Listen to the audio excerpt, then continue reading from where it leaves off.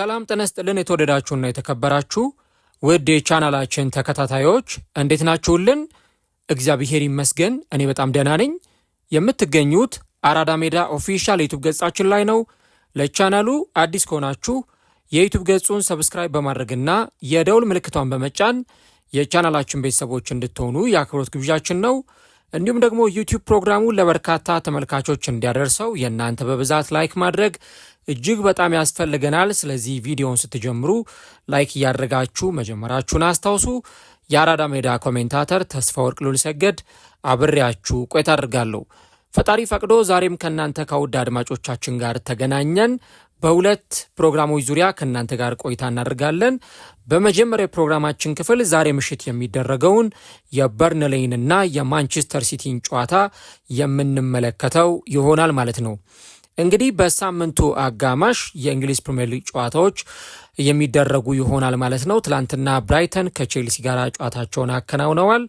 ዛሬ ደግሞ እንደዚሁ የተለያዩ ጨዋታዎች ይደረጋሉ። እነዚህ ጨዋታዎች የሚደረጉት በተለይም ደግሞ በዚህ ሳምንት መጨረሻ የሚደረጉ ጨዋታዎች አሉ። በኤፍኤ ካፕ የግማሽ ፍጻሜ ቼልሲ ሊድስ ዩናይትድ እና ደግሞ ማንቸስተር ሲቲ ሳውዛምፕተን የኤፍኤ ካፕ የግማሽ ፍጻሜ ተፋላሚ ናቸው። ያው ሳውዛምፕተን እንኳን የፕሪሚየር ሊግ ቡድን አይደለም። ነገር ግን እነዚህ ሶስት ቡድኖች የፕሪሚየር ሊግ ቡድኖች ስለሆኑና እሁድ ዕለት እንዲሁም ቅዳሜ ዕለት የግማሽ ፍጻሜ ጨዋታቸውን ስለሚያከናውኑ ቀደም ተብሎ በሳምንቱ አጋማሽ የ34ኛ ሳምንት ጨዋታቸውን እንዲያከናውኑ ተደርጓል ማለት ነው እና ማንቸስተር ሲቲም ዛሬ ከሜዳ ውጪ ወደ ተርፍ ሙር አቅንቶ ከበርንሌይ ጋር ጨዋታውን የሚያከናውን ይሆናል። ለውሃ ሰማያዎቹ በጣም ትልቅ የጨዋታ መርሃ ግብር ነው። ምክንያቱም እንግዲህ ከሴፕቴምበር 14 ወይም ከፈረንጆቹ አቆጣጠር ከመስከረም 14 ጀምሮ ከ200 በላይ ለሚሆኑ ቀናት ወይም ደግሞ በወራት ካመጣ ነው ደግሞ አርሰናል ወደ 7 ወይም 8 ወራት ለሚጠጉ ጊዜያት የእንግሊዝ ፕሪሚየር ሊግ መሪነት አናት ላይ ተቀምጦ ፕሪሚየር ሊጉን ሲመራ የቆየ ቡድን ነው። አሁንም የ3 ነጥብ ልዩነት በመካከላቸው አለ። እንግዲህ ዛሬ ማንቸስተር ሲቲ ከአርሰናል ጋር እኩል የሚያደርገውን የጨዋታ መጠንና በነጥብ እኩል የሚሆንበትን ውጤት የሚያስመዘግብበትን ምሽት እንመለከታለን ማለት ነው። እስካሁን ድረስ አርሰናል 34 ጨዋታ ተጫውቷል። ማንቸስተር ሲቲ ደግሞ 33 ጨዋታ ተጫውቷል። አንድ ቀሪ ጨዋታ በእጁ ላይ ይገኛል። የዛሬውን ጨዋታ ማንቸስተር ሲቲ ሲጫወት ከአርሰናል ጋር እኩል 34 የጨዋታ መጠኖችን የሚያደርጉ ይሆንና ከዛ በኋላ ቀሪዎቹ 4 ጨዋታዎች ናቸው ለፕሪሚየር ሊጉ ዋንጫ ፉክክር እጅግ በጣም ወሳኝ የሚሆኑት ማለት ነው። ይህንን ጉዳይ በደንብ እናነሳለን። ማንቸስተር ሲቲ ዛሬ የሚያሸንፍ ከሆነ ከአርሰናል በተለይም ደግሞ ዛሬ ብዙ ጎል የሚያስቆጥር ከሆነ 3 ጎል 4 ጎል 5 ጎል አስቆጥሮ ጨዋታውን የሚያሸንፍ ከሆነ በጎል ልዩነት ወይም ደግሞ በንጹህ ጎል አማካኝነት የእንግሊዝ ፕሪሚየር ሊግ የደረጃ ሰንጠረዥን ከረጅም ጊዜያት በኋላ ከአርሰናል የሚረከብ ይሆናል ማለት ነው እና ይህ ጨዋታ ለማንቸስተር ሲቲዎች እጅግ በጣም ትልቅ ቫልዩ ያለው በጣም በጉጉት የሚጠበቅ የጨዋታ መርሃ ግብር ነው ማለት ነው። ለማንቸስተር ሲቲ ምንም ጥያቄ የለውም። ይሄ ጨዋታ መስት ዊን የሚባል ጌም ነው። ማሸነፍና ማሸነፍ ብቻ ነው ማንቸስተር ሲቲ ከዚህ ጨዋታ የሚፈልገው ነገር።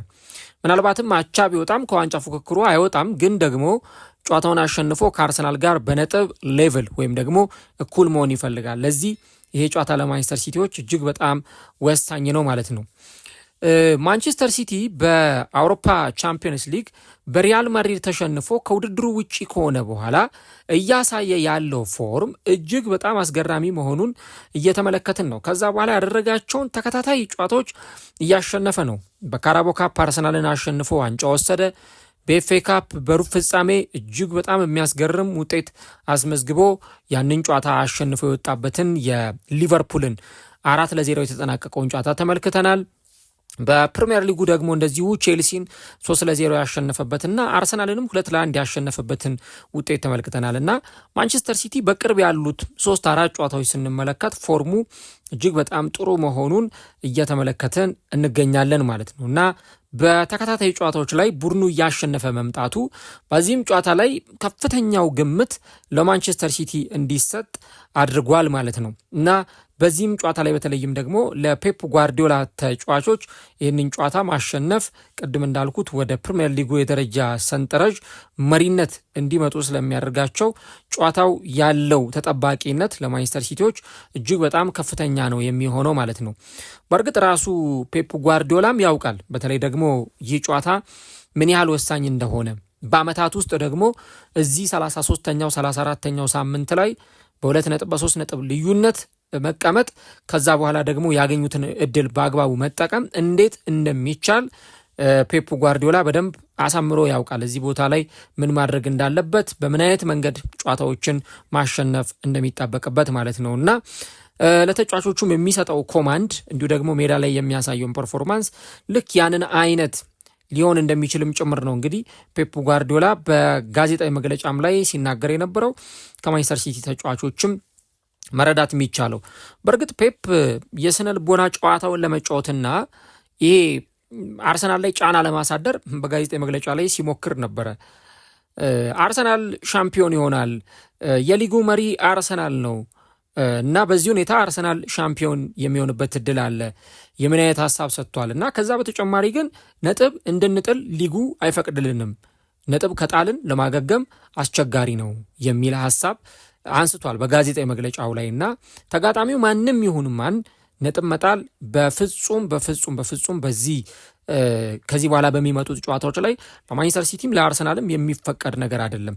ማሸነፍና ማሸነፍ ብቻ፣ ጨዋታዎች ላይ 3 ነጥቦችን ማስመዝገብ ብቻ ነው ከፔፕ ጓርዲዮላ ቡድን የሚፈለገው ማለት ነው። ስለዚህ ይህንን እንመለከታለን እና ምናልባት ለማንቸስተር ሲቲ ደጋፊዎችና ለማንቸስተር ሲቲ የበለጠ ተነሳሽነት የሚፈጥረው ነገር ምንድን ነው? የሚገጥሙት እጅግ በጣም ደካማ ፎርም ላይ ያለውን በርንሌይን ነው።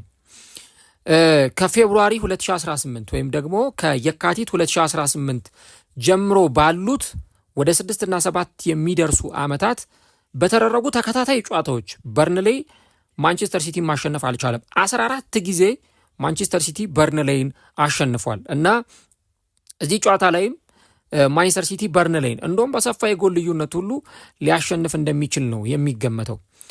ዘንድሮ በርንሌይ ወደ ፕሪሚየር ሊጉ ካደገ በኋላ ልክ እንግዲህ እንደነ ሰንደርላንድ እንደነ ሊድስ ዩናይትድ ሁሉ በባለፈው ዓመት ነው ወደ ፕሪሚየር ሊጉ መምጣቱን ያረጋግጠው።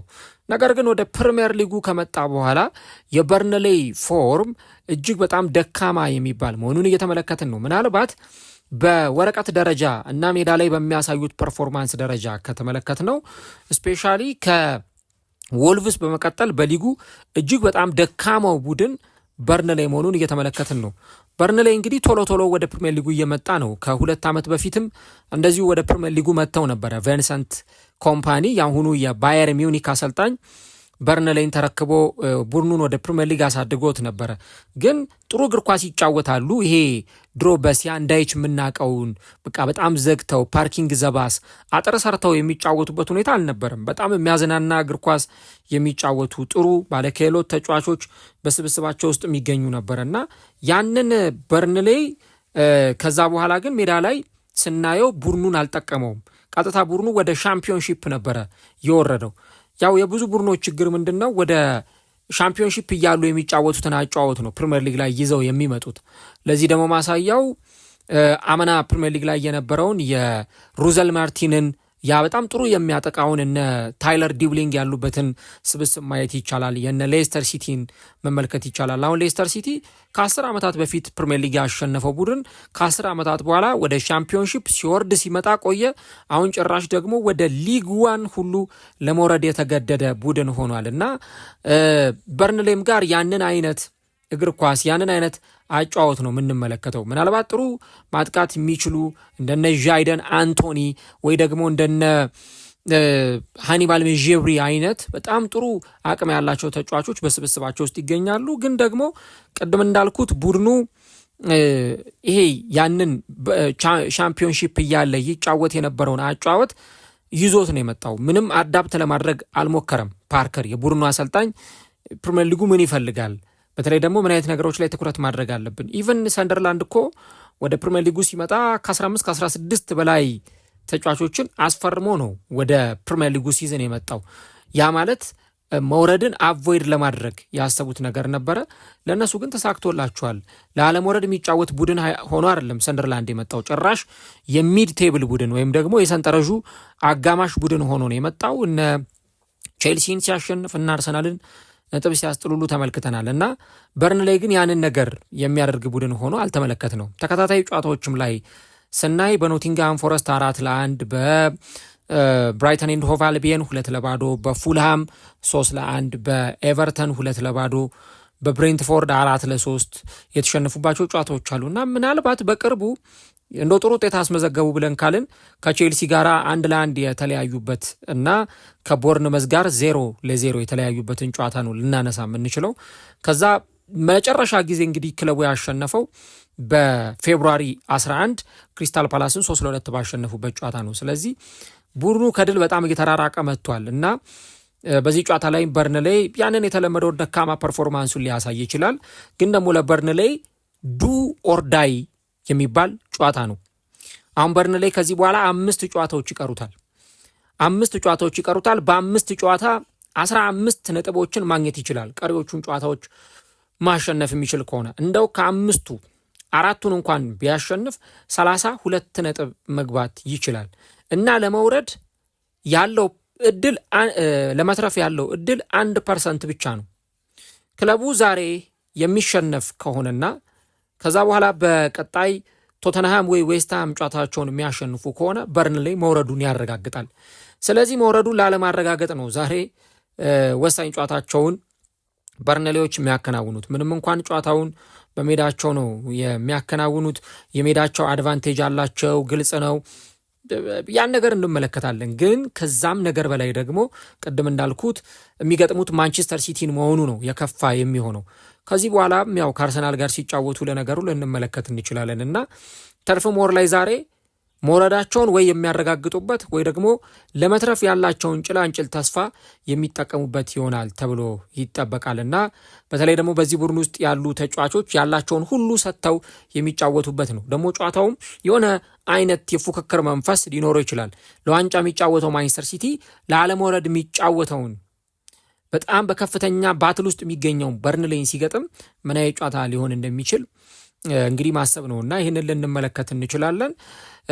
ከዛ ውጭ እንግዲህ በማንቸስተር ሲቲ በኩል ያው የሚጠበቁ ነገሮች አሉ። ይሄ በጣም የሚያጠቃውን ማጥቃቱን ከመከላከል ጋር ባላንስ አድርጎ የሚጫወተውን ማንቸስተር ሲቲን ልንመለከት የምንችልበት እድል በጣም ሰፊ ነው። ሃላንድ 23 ጎሎች ላይ ደርሷል። በማጥቃቱ ረገድ እሱ ይጠበቃል።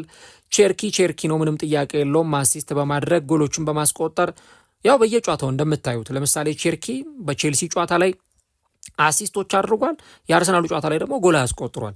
ያንን ሚናውን በደንብ መወጣት ይችላል። ማንቸስተር ሲቲ ሻርፕ ነው። ጎል ላይ ጎሎችን ካገኘ አይምሬ የሆኑ ተጫዋቾች አሉት። እነ ዶኩ፣ ሴሜኞ የቅርብ ጊዜ የማንቸስተር ሲቲ ውጤታማ ተጫዋቾች ናቸውና እነዛን እንመለከታለን። ከዛ ውጭ ግን ለማጥቃቱ ደግሞ በተለይም ቤንች ላይ ያሉትን እነ ፊልፋደንን፣ ኦማር ማርሙሽን በደንብ ደግሞ መጠቀም ይችላልና ከማንቸስተር ሲቲ ጋር ይህንን የምንመለከት ነው የሚሆነው። ያው በእርግጥ ጉዳት ላይ ያሉ ተጫዋቾች አሉ። ለምሳሌ ሮድሪ ባለፈው ጉዳት አጋጥሞታል። ያው ኒኮ ጎንዛሌዝ ይተካዋል ተብሎ ይጠበቃል። ከዚህ በተጨማሪ ጆስኮ ግቫርዲዮልም በዚህ ጨዋታ ላይ አይኖርም። የሩበን ዲያዝም ጉዳይ አጠራጣሪ ነው። ያንን እንመለከታለን እና ቅድም እንዳልኩት በነዛ ከ2018 በኋላ በተደረጉ ጨዋታዎች 14 ጊዜ ማንቸስተር ሲቲ ጨዋታዎችን አሸንፈዋል እና ይህ በጣም ውጤታማ የሚባል ሪከርድ መሆኑን እንመለከታለን ማለት ነው እና በርንሌይ 30 ጊዜ ማንቸስተር ሲቲ አሸንፏል። ማንቸስተር ሲቲ 58 ጊዜ በርንሌይን አሸንፏል። 25 ጊዜ ሁለቱ ቡድኖች አቻ ተለያይተዋል ማለት ነው እና እንግዲህ በዚህ ጨዋታ ላይም ቅድመ ግምቱ ለማንቸስተር ሲቲ የተሰጠ መሆኑን የምናነሳው ጉዳይ ይሆናል ማለት ነው። ለማንኛውም ግን የዛሬው ጨዋታ እጅግ በጣም ወሳኝ የሚባል ነው። ከዚህ በኋላ የሚኖሩት ጨዋታዎች ሁሉም ማለት በሚቻል ሁኔታ እጅግ በጣም ወሳኝ የሚባሉ ጨዋታዎች ናቸውና ፔፕ ጓርዲዮላና ተጫዋቾቹ ይህንን ኃላፊነት እንዴት ይወጣሉ የሚለውን እንመለከታለን። ያው ፔፕ ራሱን ተጫዋቾቹን ከጫና ነፃ ለማድረግ እንዲህ አይነት ሀሳቦችን ወይም አርሰናል ሻምፒዮን ሆናል ምናምን የሚሉ አይነት ነጥቦችን ያነሳል። ግን ማንቸስተር ሲቲ ደግሞ ለዚህ ለዋንጫው የበለጠ ተፎካካሪ ሆኖ መቅረብ ብቻም ሳይሆን የዋንጫ ቡድን መሆኑን እያሳየ መምጣቱ ስለ ሊጉ ዋንጫ ስናወራ ማንቸስተር ሲቲንም አብረን እንድናነሳ የሚያስገድደን ይሆናል ማለት ነው። የአርሰናል ደጋፊዎችም ያው በትኩረት የሚያዩት ጨዋታ ይመስለኛል። ምክንያቱም ሲቲ ነጥብ የሚጥል ከሆነ ተስፋ በማድረግ ይህንን ጨዋታ ይመለከቱታል ብዬ አስባለሁ። ለማንኛውም እስቲ ስለዚህ ጨዋታ ምን ትላላችሁ? ምን ሀሳብ አላችሁ? ማን ያሸንፋል? እንደተገመተው እንደጠበቅነው እኛም እንደጠበቅነው ማንቸስተር ሲቲ ያሸንፋል ወይስ ፕሪሚየር ሊጉ እንዲህ አይነት ድራማዎች ስለማያጡት ምናልባት ደግሞ ጨዋታውን በርንሌይ ውጤት ይዞ የሚወጣበት ሊሆን ይችላል የሚለውን እስቲ ኮሜንት ላይ ሀሳቦቻችሁን ልታጋሩ ትችላላችሁ። ለማንኛውም እንግዲህ ዛሬ ምሽት 4 ሰዓት ተርፍ ሞር ላይ ማንቸስተር ሲቲ ወደ ተርፍ ሞር በማቅናት በርንሌይን ከሜዳው ውጪ የሚገጥም ይሆናል ማለት ነው።